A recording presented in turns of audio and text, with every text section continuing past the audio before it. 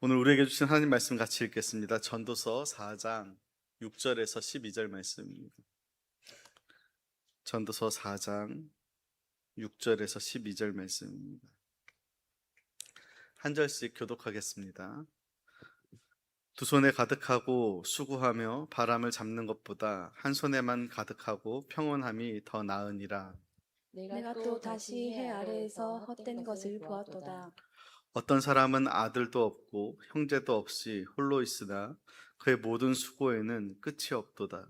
또 비록 그의 눈은 부유를 족하게 여기지 아니하면서 이르기를 내가 누구를 위하여는 이같이 수고하고 나를 위하여는 행복을 누리지 못하게 하는가 하여도 이것도 헛되어 불행한 노고로다. 두 사람이 한 사람보다 나음은 그들이 수고함으로 좋은 상을 얻을 것임이라. 혹시 그들이 넘어지면 하나가 그 동물을 붙들어 일으키려니와 홀로 있어 넘어지고 붙들어 일으킬 자가 없는 자에게는 화가 있으리라. 또 두 사람이 함께 누우면 따뜻하거니와 한 사람이면 어찌 따뜻하랴. 같이 읽겠습니다. 한 한 사람이면 사람이면 패하겠거니와 패하겠거니와 두 두 사람이면 사람이면 맞설 맞설 수 수 있나니 있나니 세 세 겹줄은 겹줄은 쉽게 쉽게 끊어지지 끊어지지 아니하느니라. 아니하느니라. 아멘. 아멘. 할렐루야. 예, 우리 옆 사람과 인사하겠습니다. 사랑하고 축복합니다.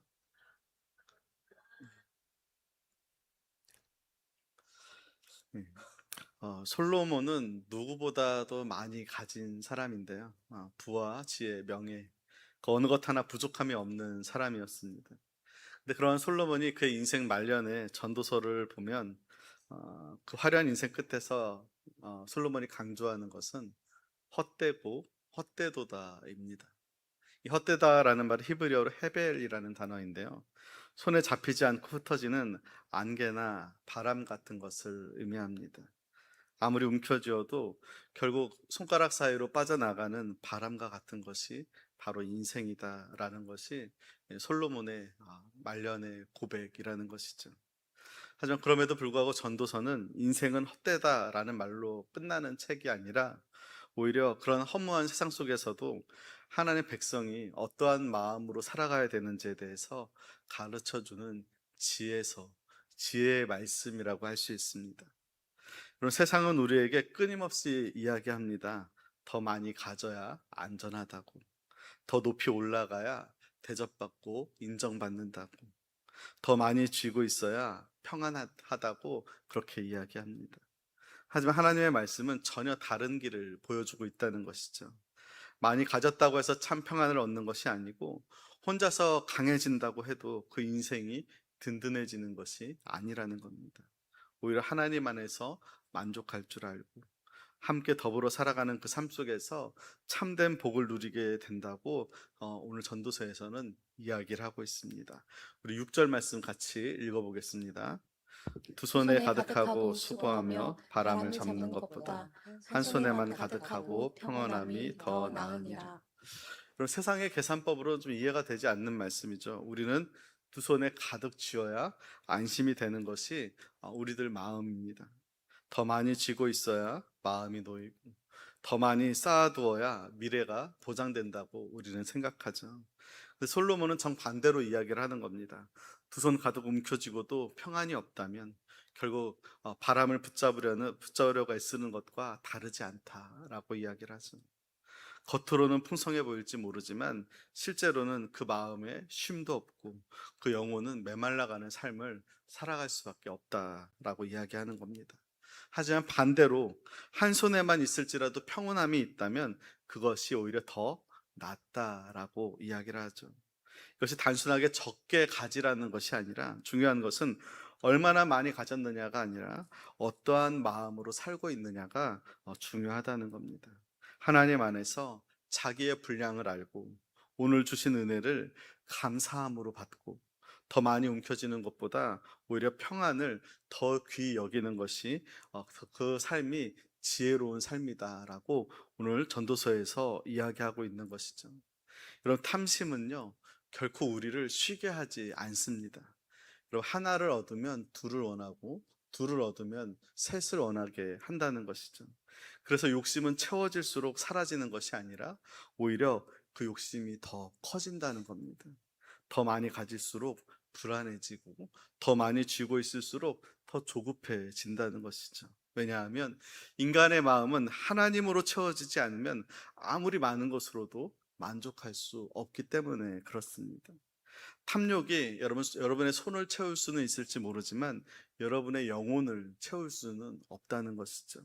소유는 늘어날지 몰라도 평안을 줄 수는 없다는 겁니다. 조선시대에 우명옥이라는 도공이 있는데요.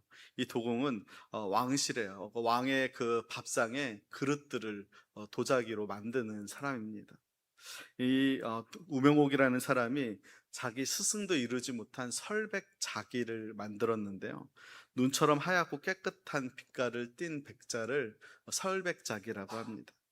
그것을 만들어서 왕으로부터 큰 상금과 큰 명예도 얻게 되었습니다.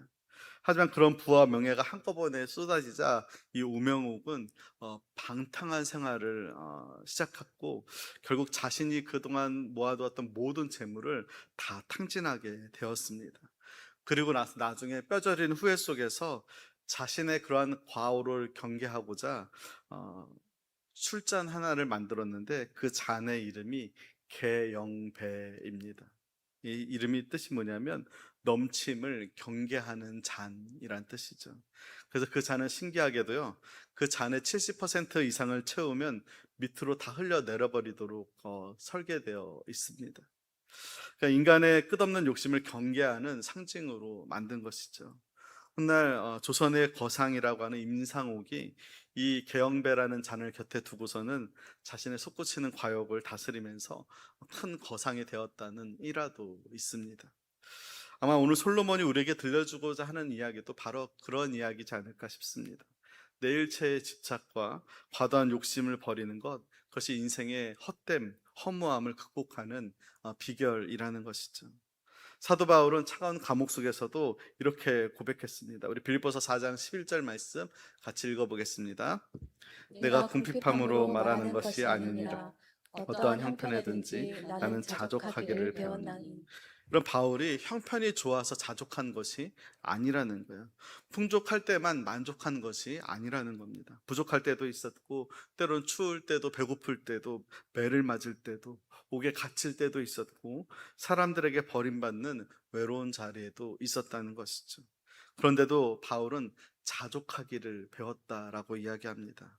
그것은 그 만족의 근원이 환경이 아니라 예수 그리스도였기 때문이라는 것이죠. 형편이 넉넉해서가 아니라 주님으로 충분했기 때문에 자족할 수 있다고 바울은 고백하는 겁니다. 여러분, 오늘 우리도 그러한 자족을 배울 수 있기를 바랍니다. 내게 없는 것을 바라보면서 불평하기보다는 오늘 하나님께서 내게 주신 은혜를 세어보는 것이죠. 남이 가진 것과 비교하면서 내 삶을 초라하게 여기기보다는 하나님이 내게 맡기신 그 삶의 자리에서 감사할 줄 아는 것. 자족은 여러분 게으름이 아닙니다. 포기하는 것이 아닙니다. 오히려 자족은 하나님의 주권을 신뢰하면서 오늘을 감사함으로 받는 그 마음의 태도가 바로 자족이라는 것이죠. 근데 여러분, 이 말씀이요, 여러 개인에게만 적용되는 것이 아니라 교회에도 동일하게 적용이 된다는 겁니다. 여러분, 교회도 자칫 세상적인 방식으로 생각할 수 있다는 것이죠. 두 손으로 모든 것을 움켜쥐고 있어야만 안전하고 평안할 것처럼 착각할 수 있다는 겁니다. 재정도 더 많이 쌓아두어야 하고, 사람들도 더 많이 붙들어 두어야 하고, 그리고 가진 것도 쉽게 쓰지 말아야 안정적이다라고 생각할 수 있다는 것이죠. 하지만 오늘 말씀은 교회에게도 이야기하는 겁니다. 두 손에 가득하고 수고하며 바람을 잡는 것보다 한 손에만 가득하고 평온함이 더 낫다라고 이야기하는 것이죠. 여러분, 교회가 두 손으로 모든 것을 꼭 쥐고 놓지 않으려고 하면요, 겉으로는 든든해 보일지 몰라도 실제로는 늘 불안하게 됩니다. 잃어버릴까 염려하고요, 줄어들까 걱정하고요, 내어주면은 약해질까 봐 두려워하게 되는 것이죠. 그러면 여러분, 교회는요, 믿음의 공동체가 아니라 생존을 걱정하는 그런 조직처럼 변질될 수 있다는 겁니다. 제가 아는 어떤 교회는요, 재정 보는 어떤 장로님이 계셨는데 그 교회 재정이 꽤 있었는데 그만 그 재정을 보이스피싱으로 다 날려버려서 어려움을 당한 교회도 있습니다. 여러분, 그렇게 우리가 무언가를 지키고 지으려고 하면 오히려 그것이 더 불안하고 염려하고 두렵게 빠지게 한다는 것이죠. 하지만 비록 한 손에만 있는 것처럼 보여도 하나님을 신뢰하고 나누는 교회, 흘려보내는 교회, 베푸는 교회가 될 때 그 교회는 하나님께서 평안케 하시고 더 나아가서 더 많은 것으로 채워주신다는 겁니다. 많이 움켜쥐는 교회가 반드시 평안한 교회가 아니라는 것이죠. 하나님 안에서 자족하며 기꺼이 나누는 교회가 평온한 교회라는 겁니다. 두 손으로 다 붙들고 있어야 안전하다는 생각은요, 여러분, 믿음이 아니라 두려움일 수 있다는 것이죠.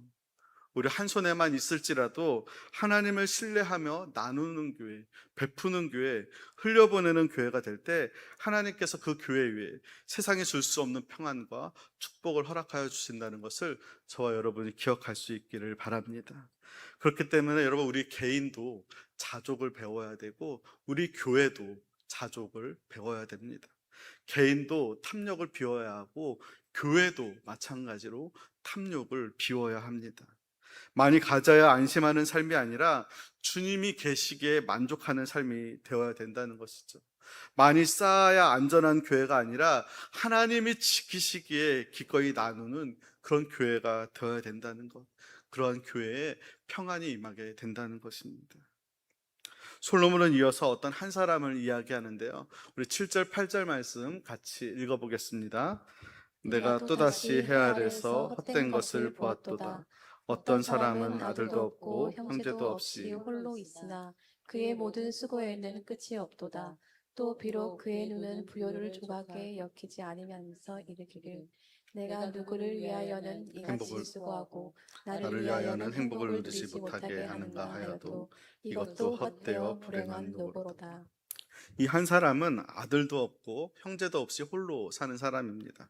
그런데 그럼에도 불구하고 자신의 그 모든 수고에 끝이 없다는 거예요. 왜냐하면 그의 눈은 부요를 족하게 여기지 않는다는 겁니다. 그리고 마침내 자기에게 이렇게 이야기하는 거예요. 내가 누구를 위해서 이렇게 수고하고 나를 위하여는 행복을 누리지 못하는가. 솔로몬은 이것을 헛되어 불행한 노고다라고 이야기를 하죠. 근데 여러분, 이 모습이 참 낯설지 않다는 겁니다. 우리는 가족을 위한다는 이름으로, 자녀 뒷바라지를 한다는 이름으로, 노후를 준비한다는 이름으로 우리는 자주 끝없이 달리고 있다는 것이죠.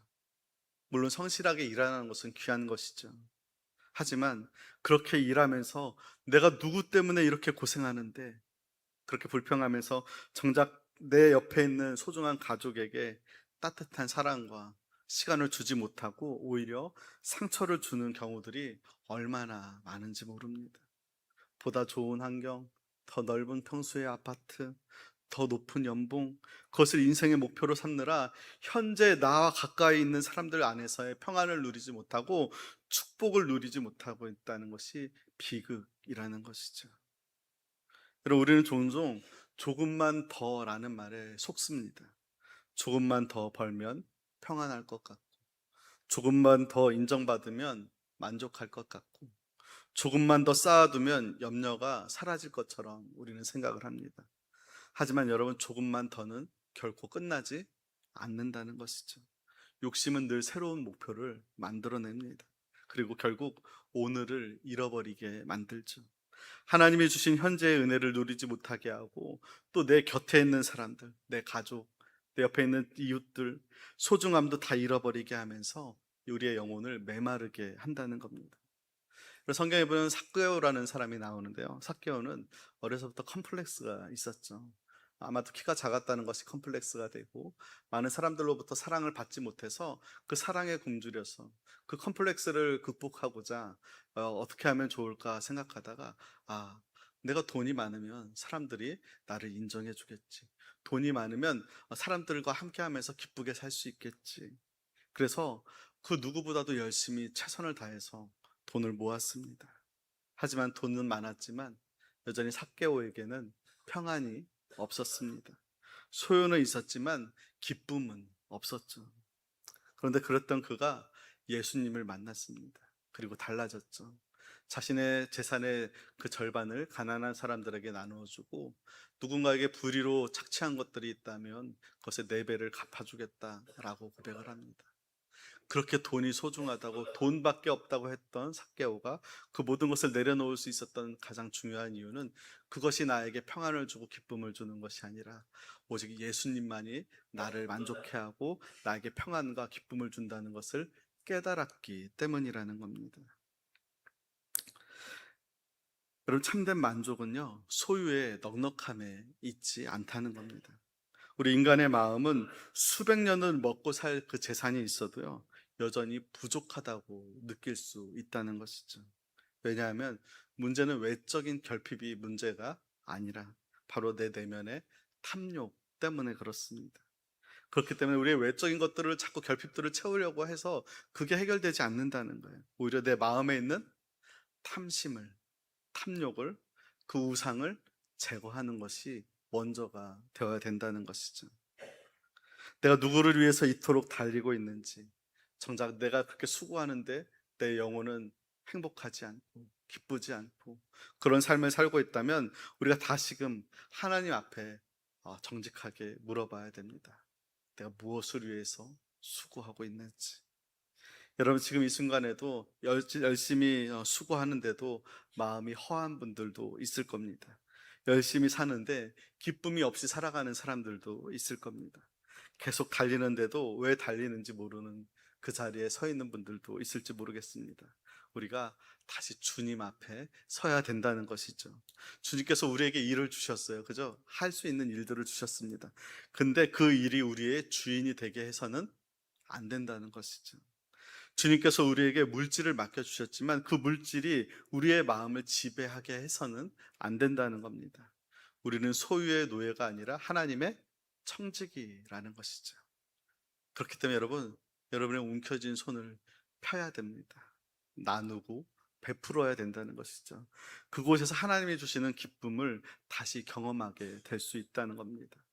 그래서 솔로몬은 혼자서 그렇게 욕심부리며 사는 외로움이 아니라 함께하는 유익, 함께하는 삶의 유익을 이야기하게 됩니다. 우리 9절 말씀 같이 읽어보겠습니다.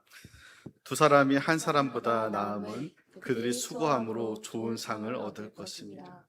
그리고 이것을 세번역 성경에서는 혼자보다는 둘이 더 낫다, 두 사람이 함께 일할 때 더 좋은 결과를 얻을 수 있기 때문이다 라고 이야기하고 있습니다.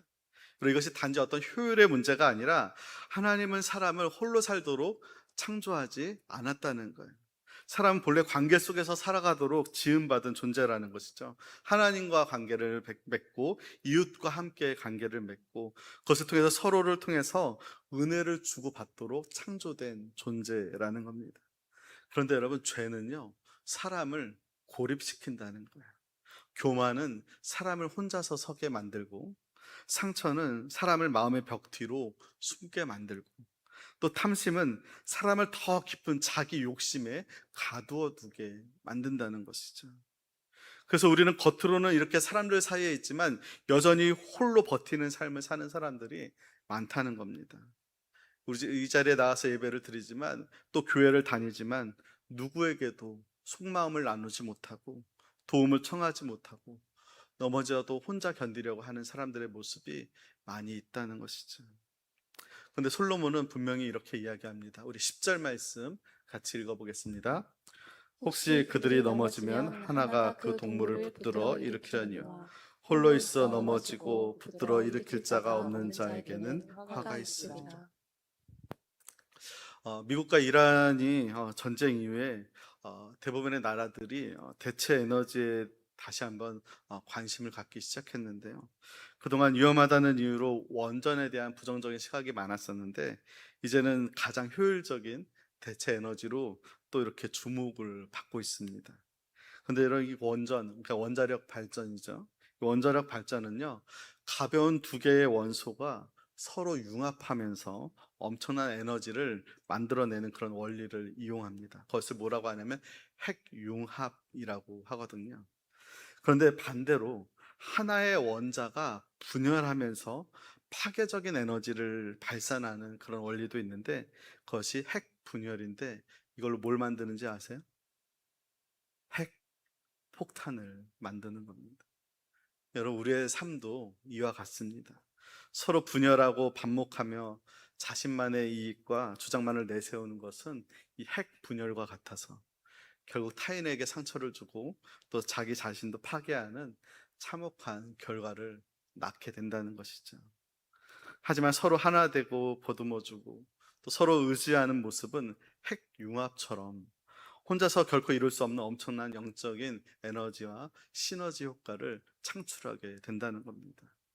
여러분, 우리는 믿음이 좋은 사람도 넘어질 수 있습니다. 오랫동안 신앙생활 한 사람도 낙심할 수 있어요. 사역하다 지칠 수도 있고요.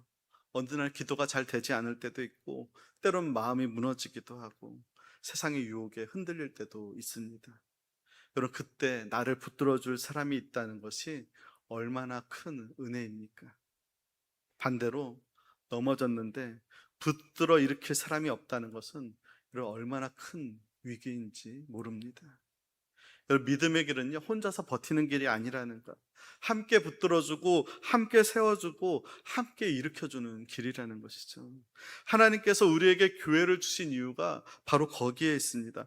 교회는 혼자서 잘 버티는 사람들의 모임이 아니라 서로 붙들어주면서 겨우 설 수 있는 사람들이 함께 은혜를 구하는 공동체가 바로 교회라는 것이죠. 내가 약할 때 누군가의 기도를 통해서 나를 일으켜주고, 또 다른 사람이 넘어질 때 나의 위로와 사랑이 다른 누군가를 또 세우는, 바로 그것이 교회의 공동체라는 것이죠. 여러분, 그렇기 때문에 여러분 혼자서 신앙생활 하지 마세요. 다른 사람 다 필요 없고 만나면 맨날 상처만 주니까 그냥 나 혼자서만 예배드리고 혼자만 신앙생활 해야지. 그때는 넘어질 수밖에 없습니다. 그런 믿음의 동역자를 여러분 가까이 하시기 바랍니다. 함께 기도할 사람을 가까이 하시기를 바랍니다. 혼자 견디는 것, 그것이 성숙함이 아니라 함께 서는 것이 지혜라는 것을 저와 여러분 기억할 수 있기를 바랍니다. 솔로몬은 이렇게 이야기합니다. 우리 11절 말씀 같이 읽어보겠습니다. 또 두 사람이 함께 누우면 따뜻하거니와 한 사람이면 어찌 따뜻하랴. 여러분, 팔레스타인 지역에는요, 낮에는 뜨겁지만 밤이 되면 기온이 급격히 떨어져서 춥습니다. 그 광야의 밤은 아주 춥다는 것이죠. 그런데 여러분, 그런 환경에서 두 사람이 함께 눕는 것은요, 단순히 어떤 편리함의 문제가 아니라 생존의 문제라는 것이죠. 함께 체온을 나누어야 그 밤을 이길 수 있다는 겁니다. 오늘 우리가 살아가는 세상도 마찬가지입니다. 영적으로는 차갑게 얼어붙은 광야의 밤과 같다는 것이죠.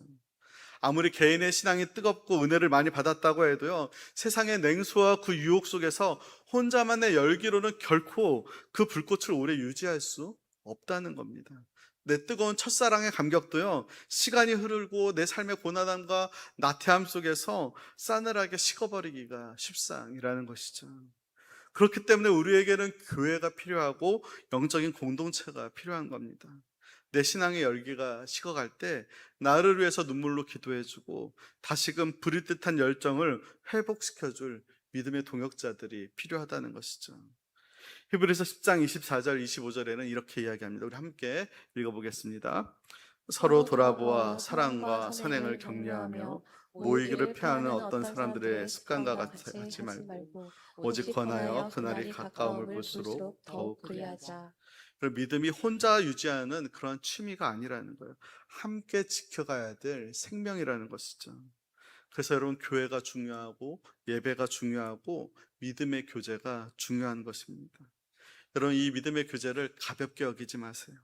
성도들과의 만남을 하찮게 여기지 마세요. 여러분, 하나님은 그 공동체를 통해서 우리의 영혼을 살리신다는 거예요.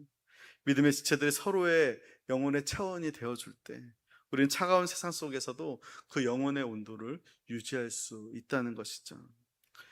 마지막으로 12절 말씀 우리가 함께 읽겠습니다. 한 사람이면 패하겠거니와 두 사람이면 맞설 수 있나니 세 겹줄은 쉽게 끊어지지 아니하느니라. 솔로몬은요, 이 믿음의 길이 결코 만만치 않다는 것을 알고 있었습니다. 세상의 유혹이 있고 사탄의 공격이 있고 또 내 내면에 연약함이 있다는 것이죠. 그래서 이 싸움에서 혼자서는 쉽게 흔들리고 넘어질 수밖에 없다는 겁니다. 하지만 함께 서면 다르다는 것이죠. 두 사람이면 맞설 수 있고요. 세 겹줄은 쉽게 끊어지지 않는다라고 이야기합니다. 이 세 겹줄이 단순히 어떤 숫자의 의미가 아니라 견고한 연합의 힘을 의미하는 것이죠. 한 가닥은 쉽게 끊어질 수 있지만 세 겹으로 엮인 줄은 쉽게 끊어지지 않는다는 것. 믿음의 공동체가 바로 그렇다는 것입니다. 나 혼자만의 열심으로는 오래 버틸 수가 없습니다. 주 안에서 서로 연결되고 붙들린 공동체가 될 때 쉽게 무너지지 않는다는 것이죠. 저는 이 세 겹이 세 겹줄 중에 가장 중요한 것은 하나님이라고 생각합니다. 나와 너 그리고 우리 가운데 함께 하시는 하나님, 이 삼중의 연합이 있을 때 그 관계가 견고해진다는 것이죠. 이렇게 그냥 사람들끼리만 서로 좋고 교제 나누는 것은요, 서로 그렇게 묶이면 서로 실망할 수 있습니다. 이익으로만 연결되면 상황이 바뀌면 흩어질 수 있다는 것이죠. 하지만 하나님과 나와 너가 함께 할 때 견고한 삼겹줄이 되어서 끊어지지 않는다는 겁니다. 사도 바울은 갈라디아 교회 성도들을 향하여서 이렇게 경고했는데요. 우리 갈라디아서 5장 15절 말씀 같이 읽어보겠습니다. 만일 서로 물고 먹으면 피차 멸망할까 조심하라. 사실 지난 수요 예배 때 말씀 전했던 본문인데요. 여러분, 그때 제가 그렇게 물어봤었습니다. 여러분, 서로 물고 먹는 그런 서로 정죄하는 율법적인 그런 교회를 다니고 싶습니까? 아니면 서로의 허물을 덮어주고 사랑으로 이해하는 사랑이 가득한 교회를 다니고 싶습니까? 어떤 교회 다니고 싶으세요? 예? 후자죠. 그죠? 때론 실수하고 실패하더라도 하나님 나라를 향해서 사랑으로 서로를 격려하고 나아가는 그 교회를 저는 선택할 것 같아요. 하나님의 시선도 거기에 머물 것이라고 생각이 듭니다. 바울은 그렇게 이야기하는 거예요. 공동체 안에서 서로 물고 먹으면 서로 피차간에 망한다라고 이야기하는 것이죠.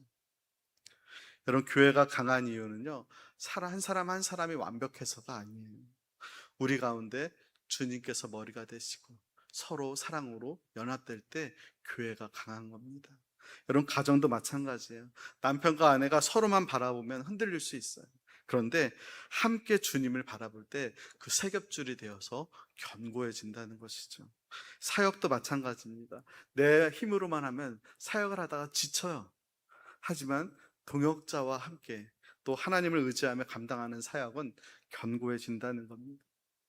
미국의 캘리포니아주에는 세계에서 가장 높고 거대한 나무들이 모여있는 레드우드 국립공원이 있는데요.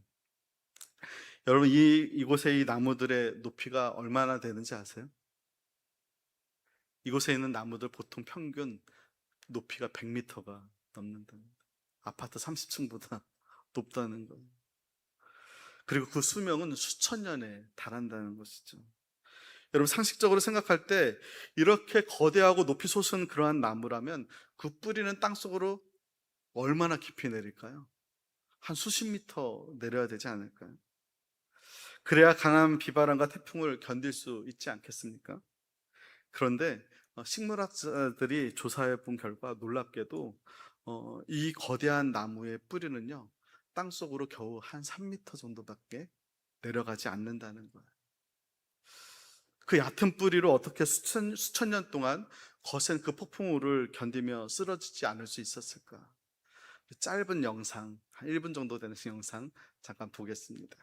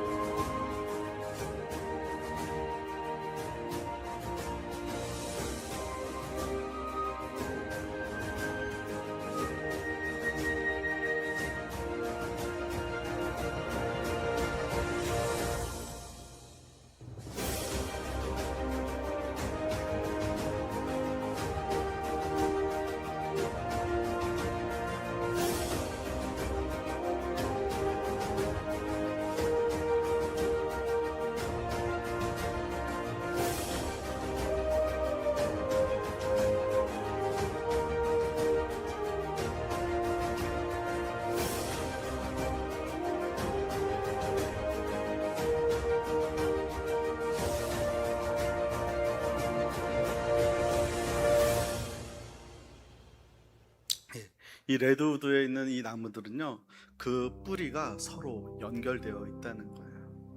깊이 뿌리를 내리지 않아도 옆으로 서로 연결되어 있어서 이 레드우드는 결코 홀로 자라지 않고 숲을 이루면서 자라고, 땅속으로 깊이 들어가는 대신에 옆으로 뿌리를 뻗어서 곁에 있는 다른 나무들의 그 뿌리와 서로 얽히고 설켜서 잡아준다는 거예요. 그래서 수십 수백 그루의 뿌리가 그 땅속에서 거대한 그물망을 이루고, 그래서 서로 단단히 맞잡고 있다는 것이죠. 그러다 보니 거센 태풍이 불어와서 한 나무를 거세게 흔들 때 혼자서는 그 폭풍을 견딜 수 없는데, 그 땅속에서 맞잡은 그 뿌리들로 인해서 함께 그 하중을 지탱해주고, 그래서 그러한 거센 폭풍에도 그 레드우드 나무들, 높이 솟은 나무들, 뿌리도 깊이 내리지 않았는데도 쓰러지지 않는다는 것이죠. 서로의 뿌리를 엮어서 거대한 세겹줄을 이루어갈 때 결코 쉽게 쓰러지지 않는다는 겁니다.